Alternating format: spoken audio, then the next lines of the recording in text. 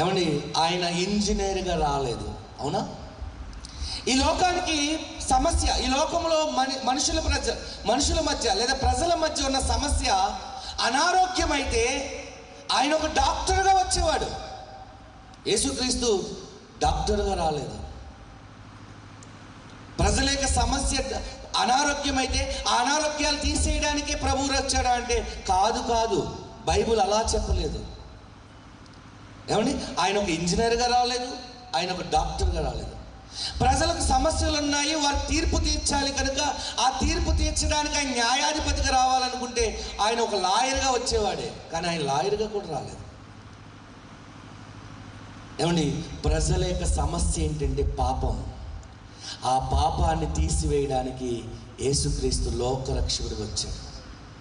అందుకే బాప్తిస్మం ఇచ్చి యోహాను గారు, ఇదిగో లోక పాపములు మోసుకుని పోవు దేవుని గొర్రె పిల్ల అని ప్రభువు అయిన యేసుక్రీస్తు వారిని ఏం చేశారండి?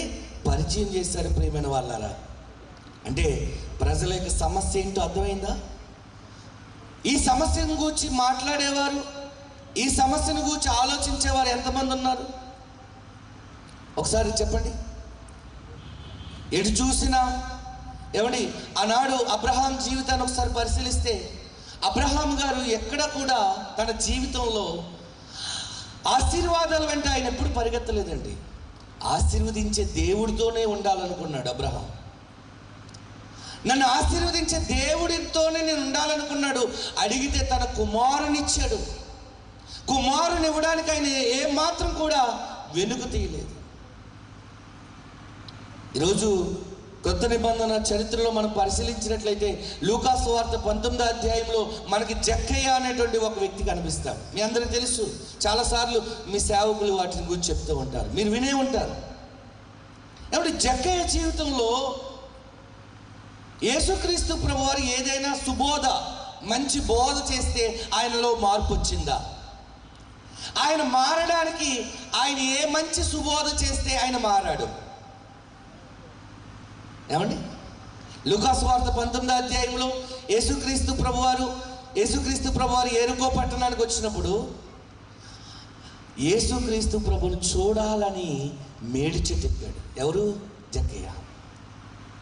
ఆయన చూడాలనుకున్నాడంతే.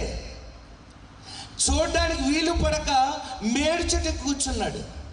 అటువంటి సమయంలో ప్రభు ఆ స్థలానికి వచ్చి జక్కయ్య త్వరగా దిగు, నేడు నేను నీ ఇంట ఉండవలసి ఉన్నది అన్నాడంతే. ఏమన్నాడండి? నేడు నేను నీ ఇంట ఉండవలసి ఉన్నది అనగానే, ప్రభువా నీవు నా ఇంటికి వస్తావా? నీవు నా ఇంటికి వస్తే నాకు ఒక అర్హత ఉండాలనుకున్నాడండి. అప్పటికి ఎరుగో ప్రాంతంలో జక్కయ్యకు ఏ మాత్రం కూడా మంచి పేరు లేదు. ఉందా? ఆనాటి కాలంలో ఎరుకో ప్రాంతంలో జక్కయ్యకి ఏం పేరుందో తెలుసా? ఒకసారి లూకా సువార్త 19వ అధ్యాయం మనం చూసినట్లయితే ప్రభు అయిన యేసేంటి పాపి అని పిలువబడుతున్న ఈ మనుషుని ఇంటికి వెళ్తున్నాడు. అంటే జక్కయ్య ఎరుకో ప్రాంత వాసుల దృష్టిలో ఏమై ఉన్నాడు? పాపి అయిన వాని ఇంటికి వెళ్తానంటున్నాడు ప్రభు. మాలాంటి పరిశుద్ధులు నీతిమంతులు ఎందరో ఉండగా మా ఇంటికి రాకుండా ఆయన ఇంటికి వెళ్తానంటున్నాడు ఏంటని అందరూ ఆశ్చర్యపోయారు. నేడు నేను నీ ఇంట ఉండవలసి ఉన్నదనే ఒక్క మాట జక్కయ్య హృదయాన్ని కదిలించింది. ఆయన హృదయం మారిపోయింది, మారు మనసు పొందాడు. వెంటనే ఏమన్నాడు తెలుసా? ప్రభువా నువ్వు నా ఇంటికి వస్తానన్నావు కనుక నేనేం చేయాలనుకుంటున్నాను తెలుసా? నా ఆస్తిలో సగం చెప్పండి బేదలకు ఇచ్చేయాలనుకుంటున్నాను. ఎవరికి ఇస్తాడట? బేదలకు ఇచ్చేస్తాను. నేను ఎవరి దగ్గర అయితే అన్యాయంగా వసూలు చేశానో వారికి 4 అంతలు ఇచ్చేస్తాను. ఏమండి, ప్రభు నేను నీ ఇంటికి వస్తాను, వస్తే నేను రావాలంటే నీవు నీ ఆస్తిలో సగం బేదలకు ఇచ్చేయాలి. నీవెవరి దగ్గర అయితే అన్యాయంగా వసూలు చేసావో వారికి 4 అంతలు ఇచ్చేయాలి. నీకంటూ ఏమీ ఉంచుకోకూడదు, అప్పుడే నేను వస్తాను అని ప్రభు ఏమైనా చెప్పారా? చెప్పండి, లేదే. అటువంటిది ఏది చెప్పకుండా ప్రభు తనతో నీ ఇంటికి నేను రావాల్సి ఉన్నది, వస్తాను, నేడు నీ ఇంట ఉండవలసి ఉన్నదన్న మాటకు అతనిలో మార్పు వచ్చింది. ఎన్నో ప్రసంగాలు వింటున్నాం, కానీ మన హృదయంలో ఏం రావటం లేదు చెప్పండి? మార్పు రావటం లేదు, మనసు మారటం లేదు. చూడండి, ఒక్క మాట అతని హృదయాన్ని ఎంతగా కదిలించిందో మనం ఆలోచన చేస్తే ప్రియులరా, అక్కడ అంటున్నాడు, నేను సగం బీదలకు ఇచ్చేస్తానన్నాడు, మిగతాది తనకు ఉంచుకుంటాననలేదు, తన కోసం దాచుకుంటాననలేదు. ఏం చేస్తున్నాడు తెలుసా ప్రియులరా? తన జీవితంలో ఎవరి దగ్గర అయితే నేను అన్యాయంగా వసూలు చేశానో వారికి ఇచ్చేస్తానన్నాడు. నిజంగా కనుక ఆనాడు జక్కయ్య ఈ పని చేస్తున్నప్పుడు నేడు ఉన్నటువంటి నేషనల్ మీడియాస్ కానీ, అంటే TV9, TV5 లేదా NTV, ఈ టీవీ ఛానల్స్ ఏమైనా ఉన్నట్లయితే ఆ విషయాన్ని ఎంతగా స్క్రోల్ చేసేవారో చూడండి, ఎంతగా హైప్ చేసేవారో ఒకసారి ఆలోచించండి. కానీ ఆ రోజు మీడియా ఏమీ లేక జక్కయ్య సంగతి మరుగున పడిపోయింది. కానీ దేవుడు దాని గురించి రాయించాడు బైబిల్లో.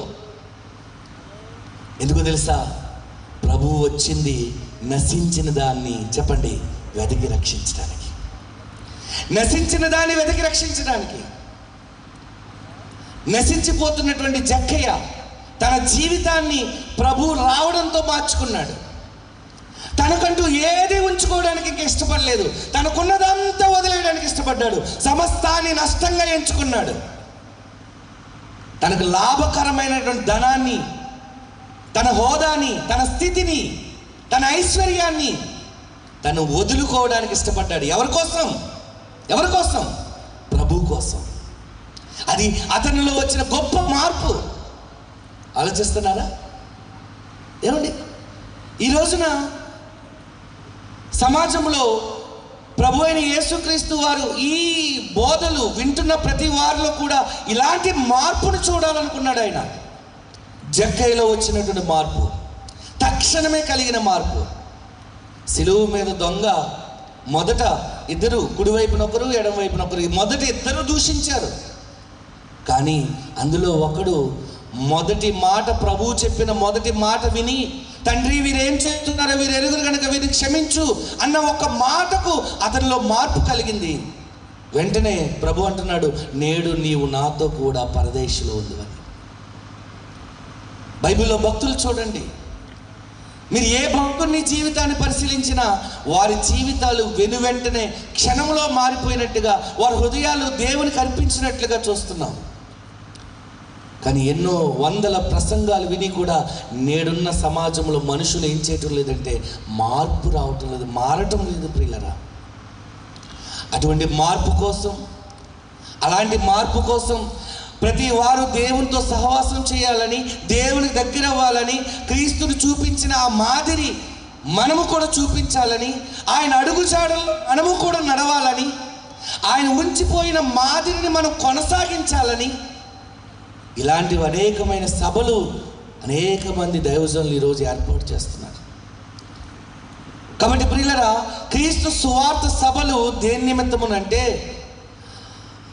మానవ జీవితానికి, మనిషి మనుగడకు, ఏమండి మరణం తర్వాత ఉన్నటువంటి జీవితానికి ఒక పునాదిగా ఉండాలని, ఒక బాటగా ఉండాలని, మరణం తర్వాత కూడా జీవితం ఉందని తెలియచేయడానికి ఈ సభలు ఏర్పాటు చేయడం జరిగింది ప్రియమైన వాళ్ళరా. అందుకు మరి మొదటి రోజు ఈ సభను దేవుడు నడిపిస్తున్నటువంటి విధానాన్ని బట్టి దేవాది దేవునికి నేను కృతజ్ఞతాస్తుతులు చెల్లిస్తూ ఉన్నాను, దేవునికి మహిమ చెల్లిస్తూ ఉన్నాను. కాబట్టి ప్రియులరా, ఈరోజు ఒకసారి ఆలోచించండి, దేవుని యొక్క వాక్యాన్ని పరిశీలించండి. చివరికి ఒక మాట చెప్పి నేను ముగిస్తాను. అపోస్తుల కార్యములు 2వ అధ్యాయము 36వ వచనం చదువుదాం ఒకసారి. అపోస్తుల కార్యములు 2వ అధ్యాయము 36వ వచనం దయచేసి ఎవరైనా చదవండి. ఏమండి? ప్రియులరా, పెంతెకోస్తు పండుగ దినాన పేతురు ప్రసంగిస్తూ ఉన్నాడు. దాదాపుగా అక్కడ సుమారు 17 దేశ ప్రజలు ఆ సభకు లేదా ఆ పండుగకు హాజరైనట్టుగా మనం చూస్తున్నాం. ఆ సందర్భంలో పేతురు పరిశుద్ధాత్మతో ప్రేరేపింపబడి ఆయన ప్రసంగిస్తున్నటువంటి ప్రసంగానికి, అనేకులు ఆకర్షించబడి ఏం చేశారు తెలుసా? ఏమన్నారు తెలుసా? ఏమండి, దేవుని యొక్క వాక్యంలో మనం చూస్తే, మీరు సిలువ వేసిన ఈ యేసునే దేవుడు ప్రభువుగాను క్రీస్తుగాను నియమించెను, ఇది ఇశ్రాయేలు వంశమంతయు రూఢిగా తెలుసుకున్న వాళ్ళని చెప్పాను. వారు ఈ మాట విని హృదయములో నొచ్చుకునే చోట ఒకటని అంకించి పుట్టినోట్లో పొడవబడి అంటున్నాడు చూడండి. హృదయములో నొచ్చుకుని ఏమన్నారు? సహోదరులారా, మేమేమి చేతుము అంటే వారిలో మార్పు వచ్చిందా? వారి హృదయం కదిలించబడిందా? వారు బండబారిన కఠినమైన హృదయం ఎప్పుడైతే ప్రభు అయిన యేసుక్రీస్తుని గురించి పేతురు బోధించారో, మీరు సిలువ వేసిన ఈ యేసునే దేవుడు ప్రభువుగాను క్రీస్తుగాను నియమించాడని చెప్పారో, వెంటనే వారిలో మార్పును చూస్తున్నాం. అయ్యలారా, మేమేం చేయాలి అన్నారు.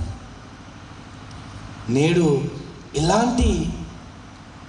ఇటువంటి మాటలు ఎక్కడైనా వినబడుతుందా అని అనేక సభల్లో చూస్తున్నాం ప్రియమైన వాళ్ళరా. ఏ చోటుకు వెళ్ళినా, ఎక్కడ చూసినా, ఎన్ని ప్రసంగించినా, ఎన్ని మాటలు వారికి వివరించినా, దేవుని గూర్చి భక్తుల గూర్చి ఎంతగా చెప్పినప్పటికీ కూడా ఈ మార్పు అనేది వారి జీవితంలో రావటం లేదు. కానీ ఆ రోజు చూడండి, పేతురు ప్రసంగం వినగానే అయ్యలారా మేమేం చేయాలి?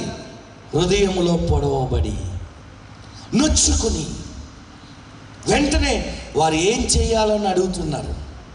వారి రక్షణకు మార్గాన్ని తెలుసుకోవాలనుకున్నారు. వారి గమ్యం ఏంటో తెలుసుకోవాలనుకున్నారు. వారి బ్రతుకు ఏంటో తెలుసుకోవాలనుకున్నారు. వారి జీవిత గమనం ఏంటో తెలుసుకోవాలనుకున్నారు. వారి జీవితం అనంతరం జరిగే పరిస్థితుల గురించి వారు తెలుసుకోవాలనుకున్నారు. ప్రభువు ఇచ్చే ఆ రక్షణ ఏంటో వారు తెలుసుకోవాలనుకున్నారు. అందుకే మేమేమి చేయాలి అనే ఒక ప్రశ్న వారు అడిగినప్పుడు, ఇదిగో ప్రభు అయిన యేసుక్రీస్తు నామమున మీరు అందరూ బాప్తిసం పొందండి అని చెప్పారు. ఆ రక్షణ సువార్తను వినిపించడానికి ఈ క్రీస్తు సువార్త సభలు ఏర్పాటు జరిగింది. కనుక ఈ సభలకు విచ్చేసిన మీ అందరికీ మరొకసారి వందనాలు తెలియజేస్తూ, నాకు ఇచ్చినటువంటి సమయాన్ని బట్టి అధ్యక్షుల వారికి నా హృదయపూర్వక వందనాలు తెలియజేస్తూ, మరి ఈ సమయాన్ని తిరిగి అధ్యక్షుల వారికి అప్పగిస్తూ ఉన్నాను. ఈ